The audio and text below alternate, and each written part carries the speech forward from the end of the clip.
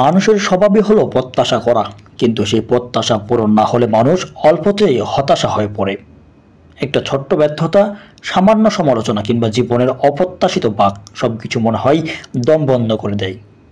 কিন্তু হতাশা কোনো চূড়ান্ত সত্য নয়, এটা কেবল এক ধরনের মানসিক অবস্থা যা বদলানো সম্ভব। মনে রাখতে হবে, কোনো মানুষই সবকিছু পায় না। অপূর্ণতা জীবনের একটি অবিচ্ছেদ্য অংশ।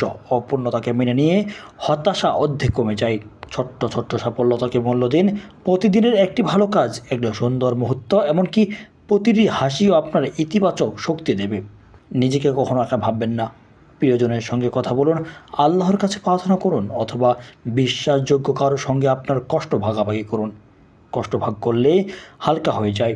বর্তমানকে আঁকড়ে ধরুন। ভবিষ্যতের চিন্তা আর অতীতের আফসোস দুটি হতাশা যা জ্বালানির মতো, যা আপনাকে তিলে তিলে ধ্বংস করে দেবে। আজকের দিনটাকে সুন্দরভাবে কাটানোর চেষ্টা করুন, কেননা আজকের এই দিনটা চলে গেলে আপনার কাছে আগামী দিন সেটি অতীত হয়ে যায়। সর্বশেষ মনে রাখবেন, হতাশা চিরস্থায়ী নয়।